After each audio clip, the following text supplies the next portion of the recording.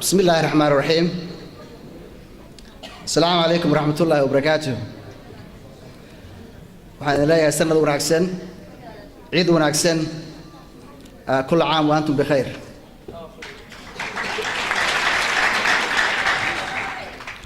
وحنا هذا مع النغية كما قابياش حفلة ونعكسن إنه سمية هذا يسود وين إنسان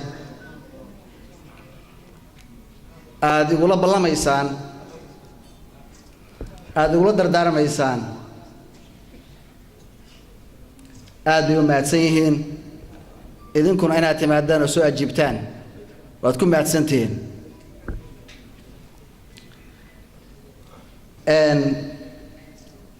وحن ما ظن قيا جامع النور ورسمة سياح وأكون بعد سنة هاي ريديسي قيمة لها أنا وحن لا يا هاي أنا أقول إن شرط له يقحره أنا أقول إن لا حساب تباه حالا أمريكا دب هؤلاء قلنا waxaan qabanayno iyo waxaan soo qabanay inaan weydiisan xaq baad u leedahay waa waajib weyn Sultan Maxamed Cagma Dige oo ku maadsan yahay tiradiisa waxaan saleeyahay wuxuu yiri Soomaaliyu Brazil ka ahay hoos baan u soo dhignay annaga waxaan leeyahay laba horaan waa cawska jiilaa weey waxaan rajaynayaa in xildhibaanadu ay qaataan waanadaadii wax ku oolka ahayd ayaan aad u rajaynayaa walaalkay injineer Muuse Xaaj Cali Bukar aad baan kaaga mahadnaqayaa inaad xafladii u horeysay ee siyaasadeed ka soo qayb gasho inaad ugu sharaftay oday timid aad baan kaaga mahadnaqayaa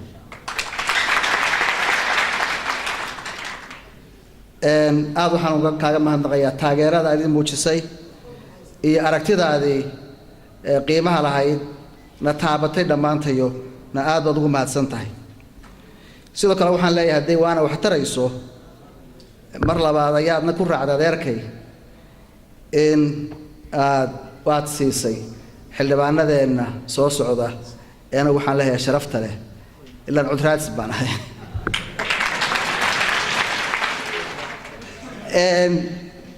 walaalkay saaxiibkay Faysal Ahmed Yusuf isaga yiri waa in la xisaabtamaa saan u hore u sheegay xisaabtanka waa in la ogolaadaa sababtoo ah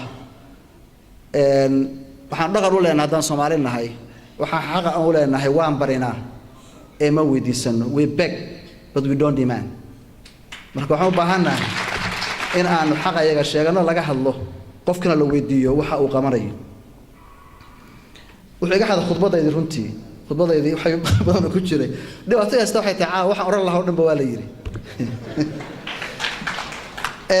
marka waxaan leeyahay dawladda Cabdiwali laamiga waa ay ka degaysaa waa hubaal weey laamiga dheer waa ay ka degaysaa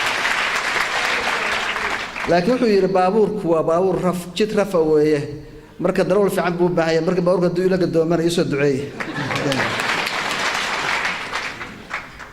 waxaan kaloo ku raacsanahay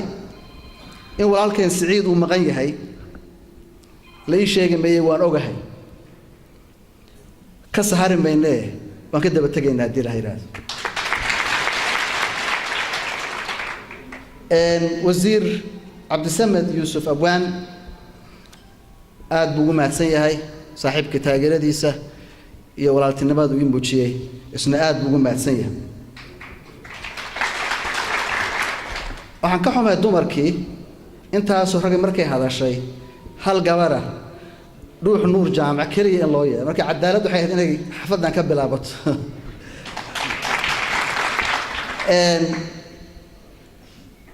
laakiin adduunkan la qabnaayo waxaan naga Soomaalida ku gaaran maaha waad igala hadashay dhow jeer si private iyo si public aba in dumarka xaqooda la siiyo dhabtuna waa dhab weeye markii anagu hadda dawladda federaalka aan joogay online boqolkiiba 30 hal siiyo gabdhaha Soomaaliyeed hal ban arkayna waxay ahayd in dhibaatadii 20 sano la soo dhaafay the glue dadka isku hayay inuu ah gabdhaha Soomaaliyeed sababtoo ah ninkii agaasimaha guud ahaa iyo ninkii wasiirka dowladda Soomaaliya ka ahaan jiray intuu suuq fariisto yaanya inuu gado muusan awoodin uu iskala weynaa laakiin gabadha Soomaaliyeed bay ahayd tan yaayada gadaysay ilmaha korinaysay tan waliba ninkeeda qaadka cunada qaadka siinaysay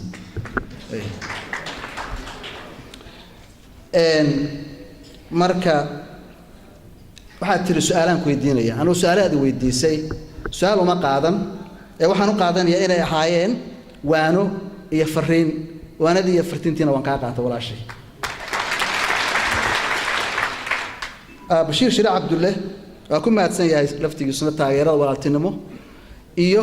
inuu yiri waa ku raacaynaayo waa kula ololeynayna waa soo dhaweynay arrinta iyada waa ku mahadsan tahay Bashiir Dheere waxaan kugu raacsanahay oo kale Puntland ma cunayso waxana ma tarayso in la caytamo in dad la caayo waxay u baahan tahay wax qabad dhab ay u baahan tahay Puntland taas ay u baahan tahay geedi runtii walaalkay geedi maxamed isaga waana ku sheegay oo dhab uga hadlay su'aal yar kooban ku cabiray dhibta jirta waa ku mahadsan yahay waxaan xasuusinayaa laascaan uu ka hadlay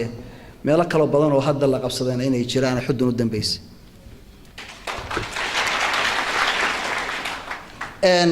saan sheegay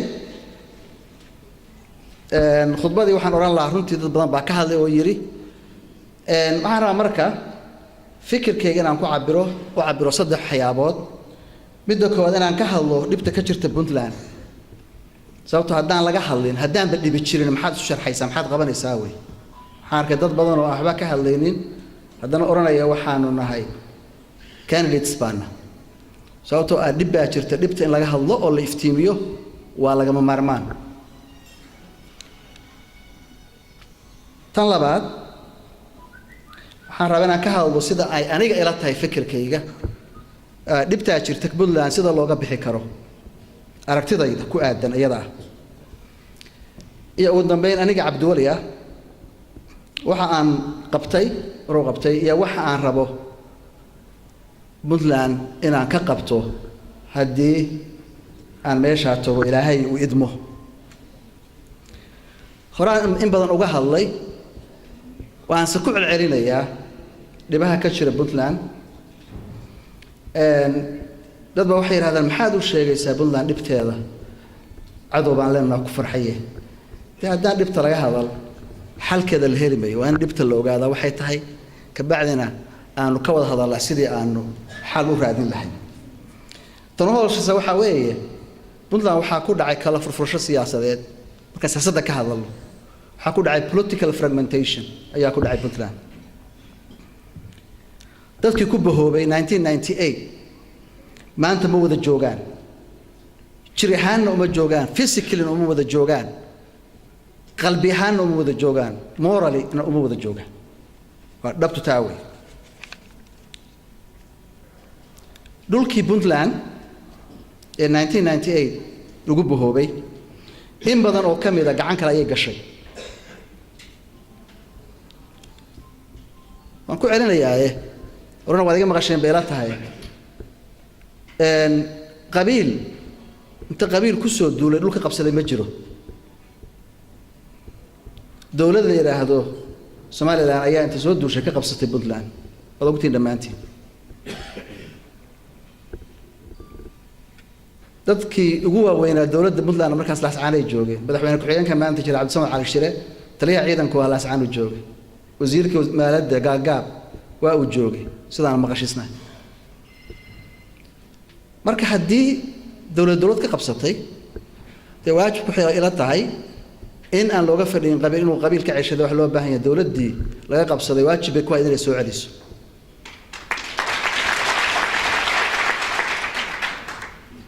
ma aysan dhicin xataa in dawladdu ay isku daydo inay soo celiso iska daaye xataa marna uma aysan ekaanin inay u xaydxaydanayso xataa inay soo celiso xataa ma dhicin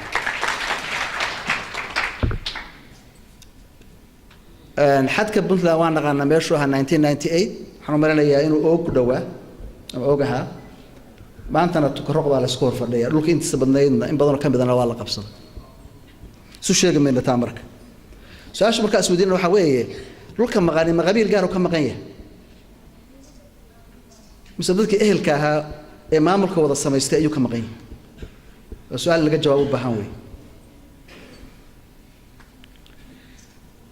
إن وحلوه بهاي مركز dadku way isweydiinayaan government is a social contract dawladnimadu waa heshiis bulsho heshiiska hadii lagu xadgudbo la wada dhigtay in dib loogu laabto waxa la iska weydiiyaa waa waajib weyn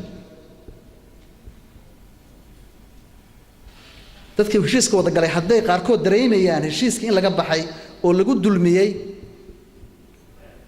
na inay ka dhidiyaan oo ay ka hadlaan oo ay shucuurtooda iyo dareenkooda muujiyaan وواحد واجب ولا جمع مرمانه وحنا وجهنا دمانته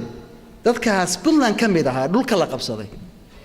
إن الله اللي يسكت داعية إن بدن عن مقالي إن الله قدر عي يفلقاده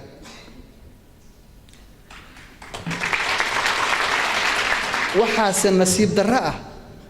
ذاتك كله حدانا مركا يعني مسؤولية ذاتك لهاي haddii mas'uuliyadooda ay ka soo bixi waayeen sidii waajibku ahaana ay arki waayeen in inteena kalena aan u aamusnay oo aan waxba ka oran ha ugu horeeyaan ismada Puntland ha ugu horeeyaan laftooda waan u sheegay ma aysan oranin war dadkaan walaalaheena ee dhibaatooday ee dhibtu qabsatay ya ha laga daayo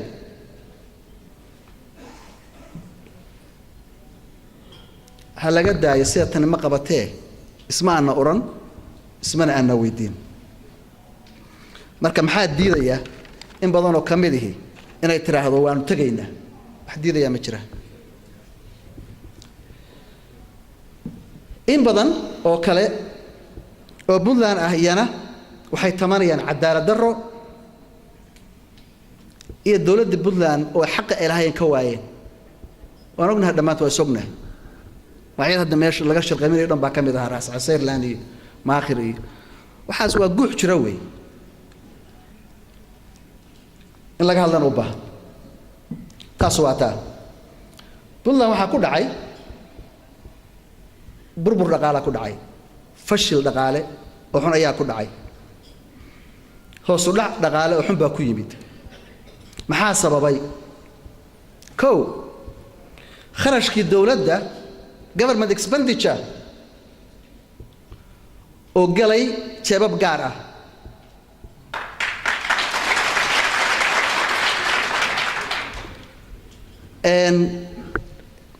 anu dhaqaalayahan baa waxa la yiraahdo waxa jira waxa la yiraahdo C+I+G+X-M inta dhaqaala ta garanaysa government expenditure wuxuu ka mid yahay qarashka dawladdu horumarinta dhaqaalaha ayuu ka yahay marka dhaqaaluhu lacagtuna laba jeer ma wada gasho haddii mid gasho kan kale ma galayso maxaa keenay taas maxay keentay marka in shaqaalihii maanta Puntland ay hal sano mushaar la yihiin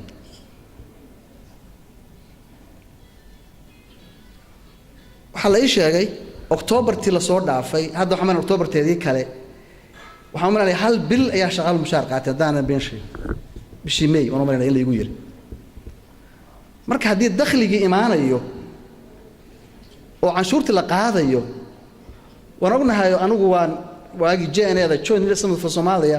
Puntland baan ka shaqeynayay 1998 wasaaradda maaliyadda anu ahaa 2010 wasaaradda maaliyadda anu waxaan u ahaa advisor tan dawladda galin boqolkiiba 70 kharashka dawladda waa mushaar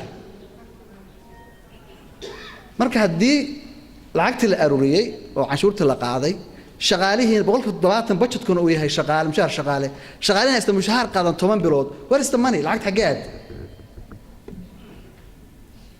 ko qofka shaqaalaha ahay waa ognahay dhamaantii waa naqaanaa biil buu qaataa dukaan buu saaran yahay dukaankii marka biil ku saarnaa haddii 10 bilood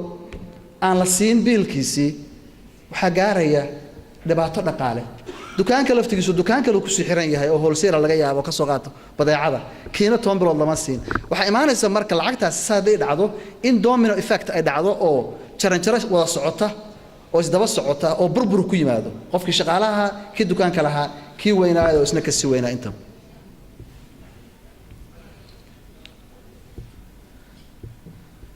cashuurtii oo dadka lagu qaariyay waxaan umaleeyahay qof Soomaali ah oo canshuur bartay inuu aniga yaanu marinaya dasiibiga akhrisan ITB International Tax Program ee jaamacadda Harvard University Law Schoolkeeda sharciga ayaan ka qaatay shahaado ku saabsan canshuura Soomaaliya markaan joogay wasaaradda maaliyadda agaasimaha canshuurta wax soo saarkaan ah marka waan aqaan canshuur waxay tahay canshuur marka ku dhiso waxa la yiraahdo tax rate when you increase the tax rate la waxa dhaca waxa la yiraahdo tax avoidance iyo tax evasion tax avoidance waxa weeye marka canshuurta qof ku aliyeyso inuu si sharci kaaga leexdo meel kale aado sharciga ma jibinayo isagu wad qaaliyeysay boosaaso barbare iyo xamar buu aadayay Kismaayo simple wayna dhacday wala socotaan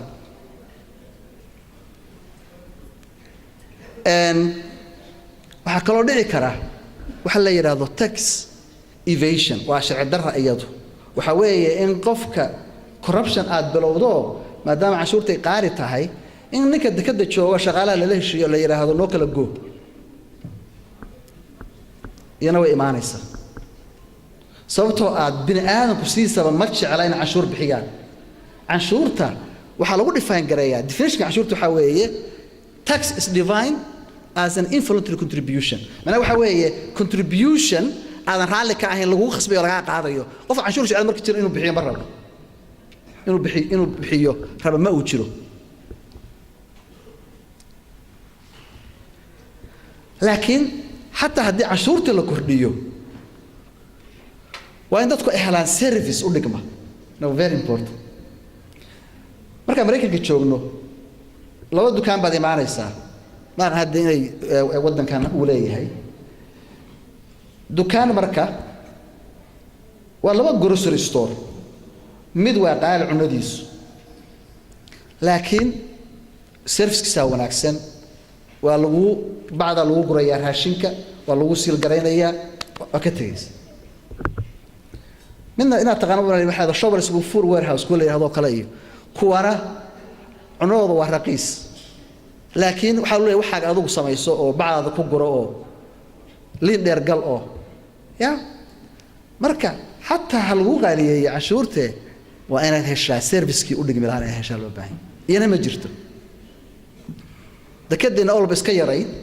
waxa taa container system aan lahayn haddii marka cashuurtii lagu qaaliyeeyo maxaa dhacaya qofku ayda waxa imaanaya tax evasion ama waxa imaanaya tax avoidance in qofku wareego ama uu laalush bixiyo imaanayso dawladana cashuur weydo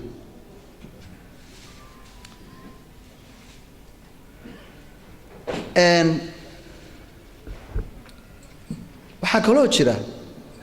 geedi baa ka hadlayay caawa noo soo tiriyay Puntland waa dhul qani ah weeye waxayna leedahay waxyaabo la yiraahdo productive clusters waxa la yiraahdo wax soo saarka ya waxaan leenahay suuq uga hadlay isagaaba iga sharaxaad badan u ka hadlay waxaan leenahay badii dheerayd oo Soomaaliya badda ugu dheer waxay ku taallaa Puntland una khayraadka badan taasaa keentay burcadbeeduna ay ka bilaabatay meesheen waxaan leenahay xoolo waxaan leenahay beeyo iyo maydi iyo frankincense baan leenahay waxaan leenahay beero timirtu ka hadlay Puntland waxa weeye waxa la yiraahdo the natural habitat of dates waxa weeye waa gurigii runta ahaa ee timirta weeye Puntland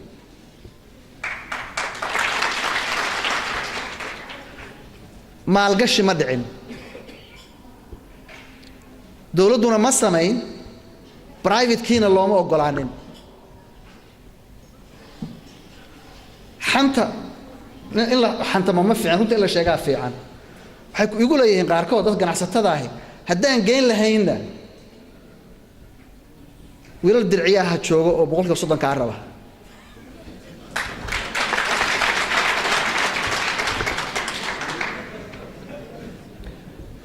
إن كابياش دقالة أنا كهذا اللوي واي بربورين وربحين تيدي لاس يهر وان كدر ولا سعتان بيرتها سيدات بدن شيغين ay raboornimo jiraan oo qofka soo ka imaanaya dibadda waa inuu tagaa berbera oo baabuur ka qaataa jidka dhowr soo mara gaawaxye iyo boosaaso iyo qardha iyo baran iyo ku tagaa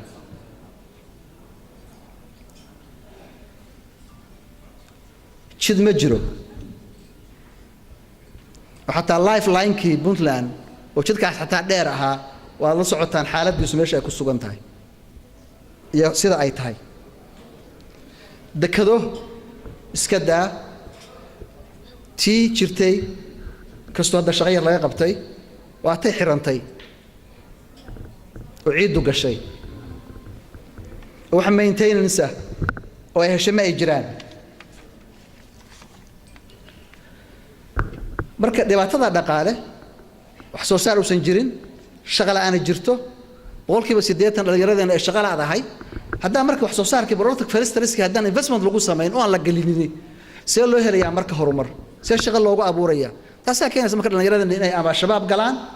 ama ay buuraha aadaan ama ay badweynta India ay iyo saxaraha ay ku dhintaan ama ay burcadbeed noqdaan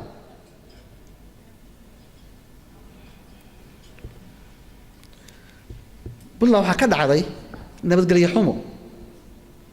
qof kasta oo Puntland daa weydiiso wuxuu ka oranayaa maalintii la abuuray 15 sano ka hor Puntland iyo maanta maalintaas nabadgelyo badnayd boqolkiiba boqol marka dawladnimo maxaa laga dheefayaa security-ga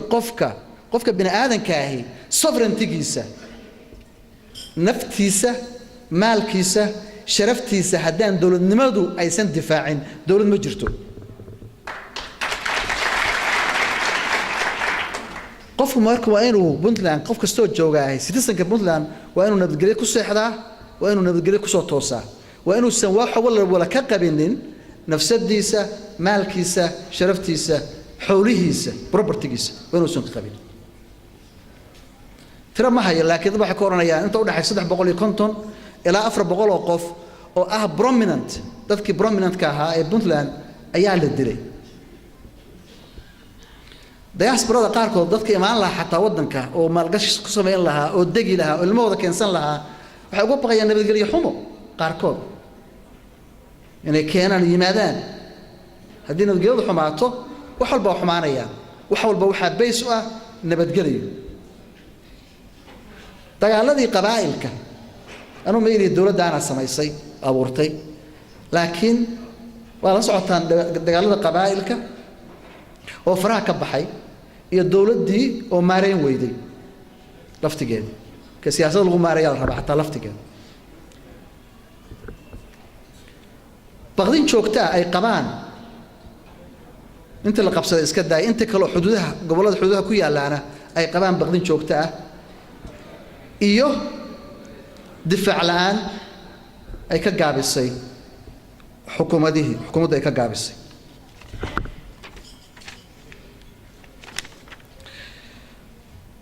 حنو معنا يا مركان عبد الوليهان وحلي هذا عبد الولي حنشيق يا أنو بنلاندر باناي لكن وحن سوق بتشوق صومالية سأل ضد عبد الولي محوق بتبنتله وين الشيء قام مركب حن قبته مثلا قاتي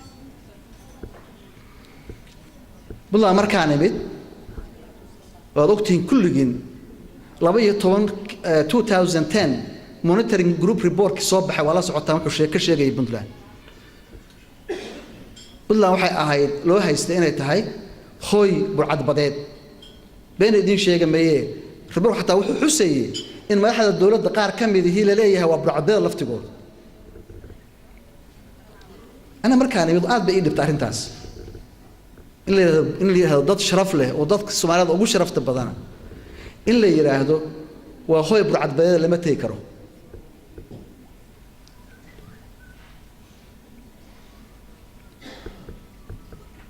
waxaan isku daynaa marka in sumcaddii iyo sharaftii Puntland la soo celiyo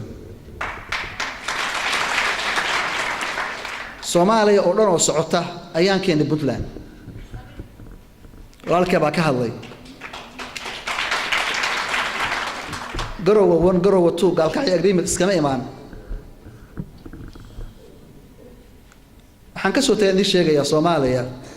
Puntland oo ah hooyada Soomaaliyeed Puntland oo hooyada federaalka Puntland oo ah hooygii dastuurka Soomaaliya ayaan ka soo taagay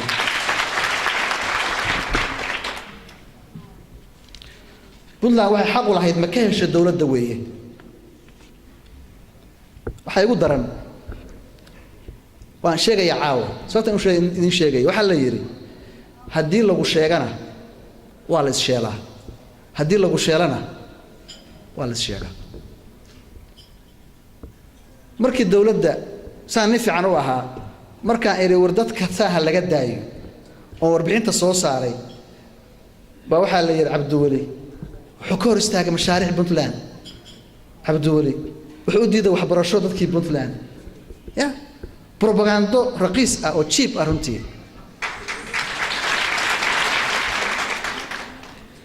waxaan idin sheegayaa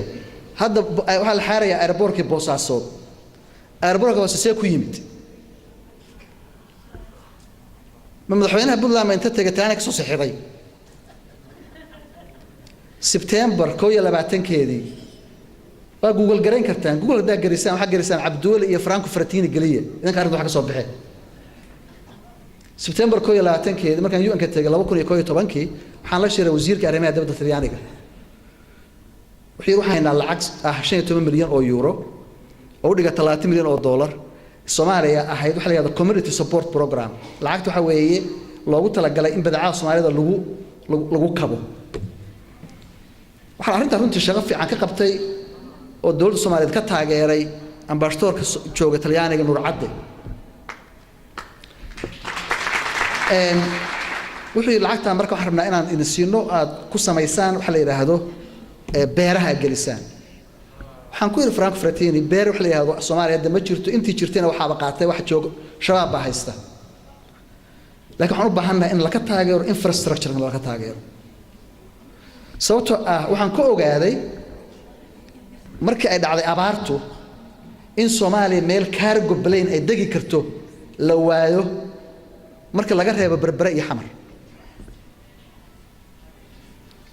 marka inaan qabno baahi airport waxaan idin sheegayaa innovation agreement kiina haddaa rabtaan internetkan gelinayna waad arkaysaan haddaa rabtaan laakiin waa ka xishooda waxa inaan saa uga hadlo laakiin waa liu kalifay inaan ka hadlo hadda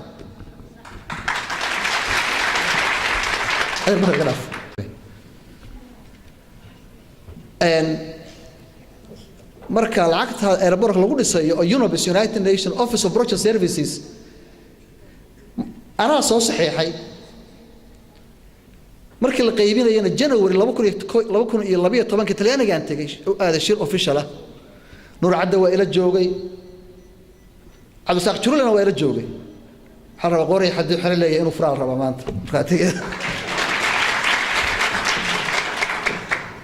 marka hadda inta la xarxaara waxa la leeyahay airport baan dhisaynaa marka airport saas ku walaalayaa in ogaataan baa raba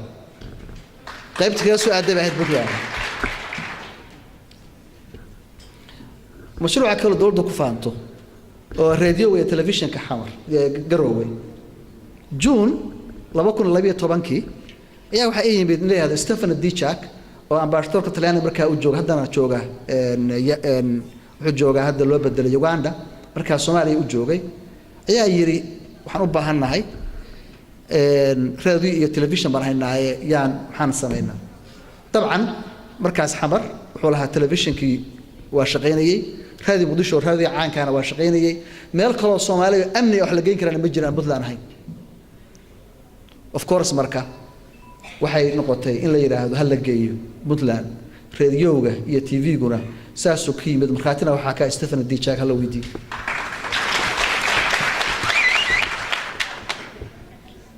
waxa كم إذا رياضياش صدق لها هذا سكب من ضمن أمرين يا ومد أن جينا سناج من الصول من أن نصيرني قلدوق بأمرنا كي اللي جينا أمرنا وحلا يلعب دولي وحكور استاجه وحبرشوا بنتلان حبرشوا الدولة أنا وحنا صامرتي وحلا from government to government أنا هي إنجو إذا ما حكم عنو لكن from government to government وحبرشنا صامرتي وحي أهيد وحبرشوا تركوا بحية كلنا مرخاتها كتيهين إن قيبتي بنتلان للسيء امتحان كنا لو قال جروي سيد اللو قيبي قبل لو قيبي أنا كان ورقبه أنا بنتلان بنسي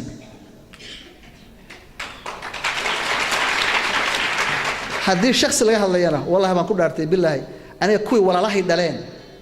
وحان كجب بحياة وحبرشة يوغندا بمصروف قدر عنه يتوش كذا بحياة ده الشخص اللي هلا مركا بلنا اللي جاي بلنا سأوقف استياء تقارنا أنا ما دحجرينه ده وزارة وحبرشة كقاسي امتحانك يا كبر موسى يا قاطي ده إذا دول بلنا بلو الدينية هدي وحبرش عد كم مقان تهي أو هيرتبي وحبرش كم مقان يو سكولش كم مقان هو يدي دول مثلا لكن وحن أوجا هاي بين لا مرة بيه وزير كتشوجا عبد فارح جحا إنه يهني الصومالية أو وناكسن أو عادلة أنا أوجا وزير وحبرش في عنده يهن أوجا وحبضن أوقبتي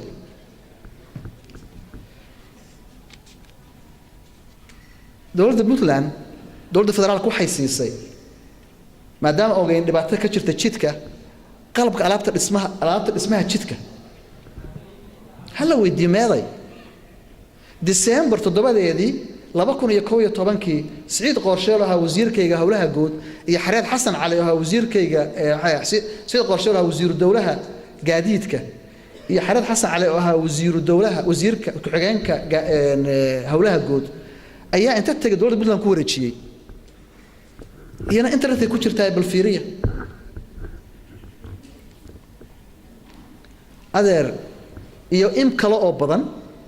oo aan hadda anu rabo inaan ka hadlo si xusan aan loo baahnayn meeshana waxaan joogay si walaalkay sheegay hal sano iyo laba bilood dhowr bilood baan joogay marka Puntland xaqeedii si aan isleeyahay wixii xaq u lahayd oo ay ka heshay dowladda federaalka Soomaaliya inta aan joogay wax dulmi ah oo laga galayna ما أي جرتو هدي عيد ظلمي بنتلان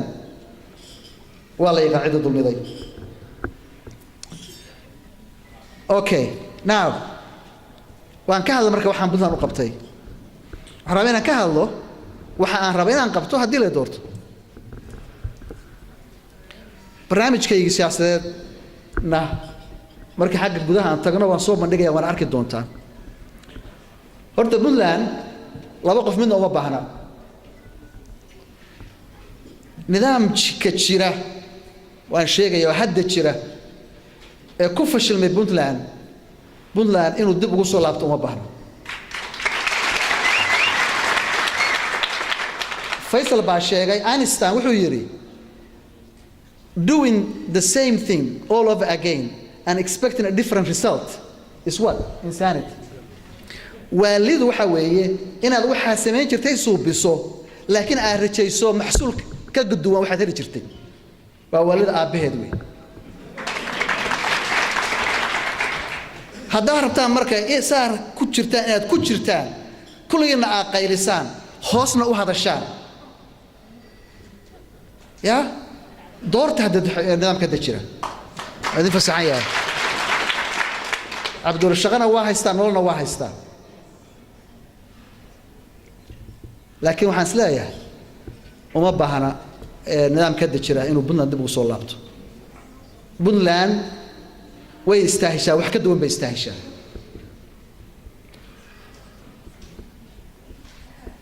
dibka koowaad waan ka hadalay muxuu ahaa economic problem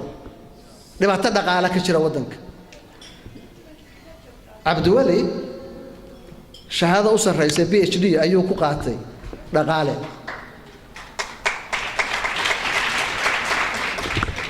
تخصصكيغنا هو economic development and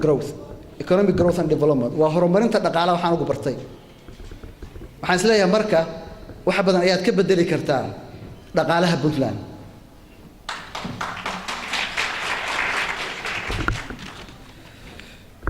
Puntland waxaa ku dhacay saan sheegay political fragmentation, kala furfurasho siyaasadeed ayaa ku dhacday. waxay u baahan tahay qof unifier oo isu keena, qof kala cayriyo uma baahna oo hadal xun. waxaan leeyahay Cabdiweli Soomaali buu isu keenay, Puntland waa isu keeni karaa.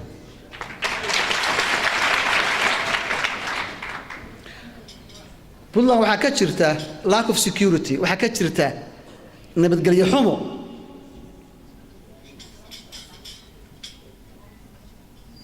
Cabdiweli Soomaaliya wuxuu ku xoreeyay shabaab 4 wiil oo madax jabisa Puntland kama xoreyn waayin baan leeyahay.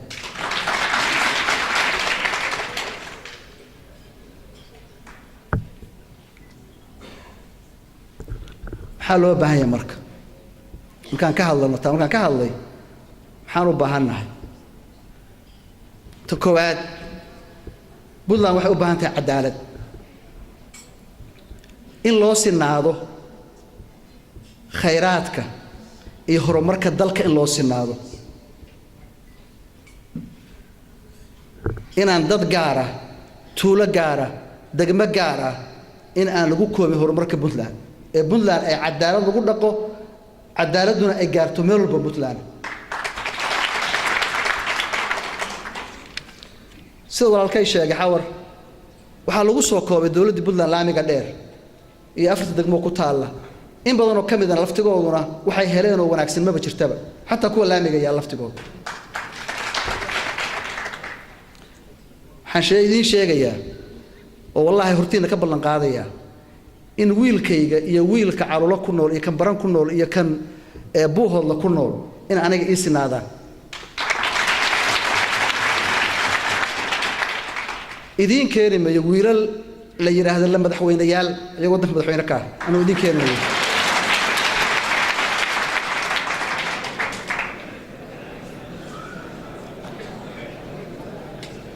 dadka Puntland cadaalad baa deeqda, wax kaloo deeqaa ma jiraan. iyadana waa ku dadaalayaa, ilaahayna waa ugu ragbalaya haddii Ilaahay yiraahdo. Puntland waxay u baahan tahay horumar dhaqaale, u baahan tahay canshuurta dadka lagu dhibay oo dhaqaalihii naga wareejisay, waxaan u baahannahay in la yareeyo. waxaan u baahannahay dawlad ku shaqaysa budget accountability leh. mushkiladda jirtaa waxay tahay Soomaaliya oo ku soo arkay ninkaas jooga madaxweynaha ama wasiirka maaliyadda ahi $100,000 buu ku siin karaa, wax la xisaabtamayna ma jiraan. accountant general xisaabiye guud baan shaqayn, hanti dhowr baan shaqayn, budget baan shaqayn. waa private, waxaan moodaa inay tahay private account in loo isticmaalayo sidii wax isagu qofku u leeyahay. inay Puntland system yeelato, inay accountability yeelato, inay transparency yeelato loo baahan yahay. taasaa keeni karta marka budget lagu shaqeeyo in askarigu mushaharkiisa helo, markaasay imaanaysaa.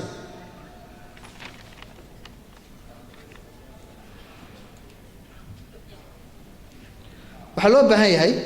maalgelin in la sameeyo, saan ka hadlay, oo waxa la yiraahdo investment in lagu sameeyo productive clusters keenay, wax soo saarkii, beerihii, xoolihii, kalluunkii. laakiin waxay u baahan tahay system, good governance,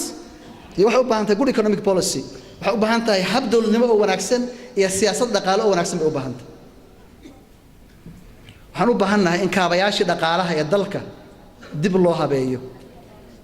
waxayna u baahan tahay laakiin qof awoodi kara. ma awoodno inaan aeroportooyin badan dhisano, ma awoodno dhaqaalaheenu ma gaarsiisna inaanu dekado badan dhisano, laakiin waxaan u baahannahay inaanu helo dad u soo qaadi kara, adduunkana u aadi kara. Puntland waxay u baahan tahay oo dhismaa qofku keena u baahan tahay.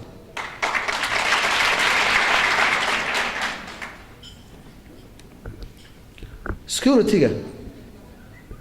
waxay u baahan tahay, uma baahan waxa la yiraahdo ghost soldiers, in la yiraahdo waxaan leenahay 12,000 iyo 26,000 oo ciidan ah jira oo mushaar lagu qaato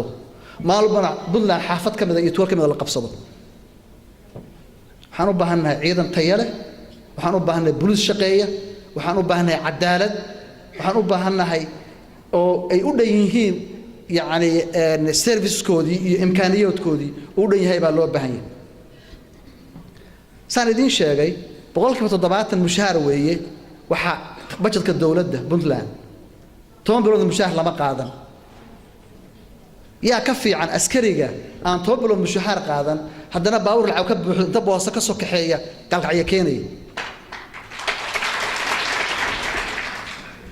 xaqa uu leeyahay inuu helo weeye hadduusan xaqa uu leeyahay helina nabadgelyana ma helayso isaga laftiisa tuug noqonaya dadkana dhacaya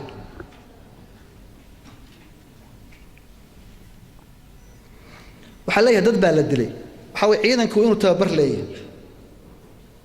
waan helaynaa wadamo badan oo diyaar ah inay ciidankeena tababaraan booliiskeena CID the Criminal Investigation Department waxa la yiraahdaa xalay qof baa la dilay ciidankii baa goobtii tagay ninkii xidilna waa baxsaday halkaas ugu dambaysa waxaan soo gaaray anigu CID da magaalada ku soo koray iyadoo la yaqaano tuug walba magaalada jooga soo wax u jabsado iyo nooc u yahay ya inta bar ciidankeenu leeyahay sikol amni darada loo hortay karaa ma jirto inta bar fiican ay qaataan booliiskeeni cadaaladeeni gaal shirihi ciidamadeena dhamaantood laakiin waxa ka horeeya inay xuquuqda si ay waajibaadkooda u gutaan waxa ka horeeya in xuquuqdooda ay helaan baa ka horeysa midnimada Puntland waxay u baahan tahay way kala furfuratay way kala tagtay waxay u baahan tahay in la sukeeno waxay u baahan tahay beel walba iyo gobol walba in baahidiisa gaarka ah lagu tixgeliyo lana daboolo u baahan ugu dambeynta Puntland waxay u baahan tahay dimuqraasiyad waxa maanta la hadlaynay xildhibaano la leeyahay hadii war lacag qaadanina maaragtay dad fiican soo xula waa baryootamaynaa markii ma hubno waxay soo xuli doonaan nimanka iyaga marka waxaan baahannahay magan baan u nahay marka odayga isimka iyo 60 nin waa in laga baxaa laakiin sanad u sheeg warbixinteedii sanadkii la soo dhaafay dimuqraasiyaddu inaad samaysaa wax bay u baahan tahay two things tan koowaad waxay u baahan tahay horta waqti inaad u hesho 5 sano aan haystay sanadka u dambeeya dhowrkii bilood u dambeeya ayaa waxaan sameynayaa dimuqraasiyad ma shaqeynayso waqti u baahan tahay waxay u baahan tahay sincerity u baahan tahay waxay u baahan tahay inaad ikhlaas inaad daacad ka tahay waxa aad subinayso oo adiga dan aad leedahay aysan kaaga dhex muuqan baad u baahan tahay marka anigu aan tartamayay wala socotaan musharaxnimada waxaan ku dhawaaqay the last minute waxaan ugu dhawaaqay waxaan diidayay maslaxadayda gaarka ah oo inaan tartamo iyo road map inay isdhex galaan baan diiday anigu waa in marka maslaxad gaar ah aysan kaaga dhex muuqan waxa aad sameynayso sababta waxa weeye runta idin sheegaya haddii aad maslaxadda guud ku dadaasho inaad suubiso waxaan hubaa 90% midaada gaarkana waa gaaraysaa laakiin wax kasta aad ka eegto maslaxadaada gaarka ah wallahi baad anta gaarkaaga helaynin tan guudna waa dhuminaysaa diila Iran ugu dambeyn aniga Cabdiwali sida walaalkay uu sheegay abwaan baan maranayaa uma iimaan Puntland inaan ka shaqeysto waxaan u mid Puntland oo shaqeeyo hal baan idin sheegaya wax igu filan oo Ilaahay siiyay oo xalaal wallahi waa haystaa billaah inaan shilin ka rabin Puntland hal baan idin sheegaya anigu macallin baan jaamacadeed mushaar fiican baan qaataa xaaskaygu waa macallin professor way jaamacadeed iyana laba ilmood baa hadda irta jaamacad laba wiil baa irta jaamacad jaamacadeedu waxay bixisaa $64,000 sanadkii oo ah tuition-kooda fee-gooda iskuulka $64,000 bixiyaan sanadkii 6 bilood baan shaqeeyaa 6 bilood ma shaqeeyo 6 bilood aan shaqeeyo usbuucii waxaan shaqeeyaa 2 maalmood Talaado iyo Khamiis 2 maalmood aan shaqeeyo maalintii waxaan shaqeeyaa 3 saacadood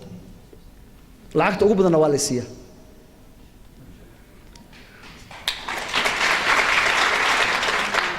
waxaan leeyahay pension waxaan leeyahay retirement haddaan Puntland ku guuleysto أنت بواواية لكن قف بين آدم كاهي وكيف كري كرام معروبة إنه يرى المساحات إذا قال كان إيجيا مركز سؤالي دولة الصوماليين وأنا كجاري إن دولة كبيرة ما أنا بقى فكري لما كان بروفيسور جامعة عضو مرة تاريخ جروبان لما تخصيه ماشي كل إنسان waxaan eegay marka niman odayaal oo 70 jir 80 jir ah oo macallimiin oo meesha jooga oo dhar jaxtadan qaba professoradu ma labistaan sidoodaba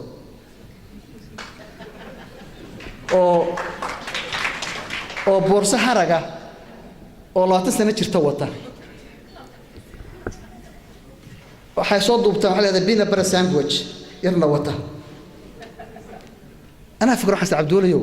20 sano hadda hore u dhigto noloshaada soo kala noqonaysa kaasoo kale marka masaha sarabta bise inta aad nooshahay noloshaada inaad wax ka qabato oo dalkaaga dadka wax ka bedesho ayaa loo baahan yahay taas ay u kaliftay in aan riski qaato in xamar tago inta jiraan sigtina wala socotaan beerad waxaan jeclahay in riski qaato Puntland waxaan rabaa inaan u shaqeeyo uma imaan inaan ka shaqeeyo والسلام عليكم ورحمة الله وبركاته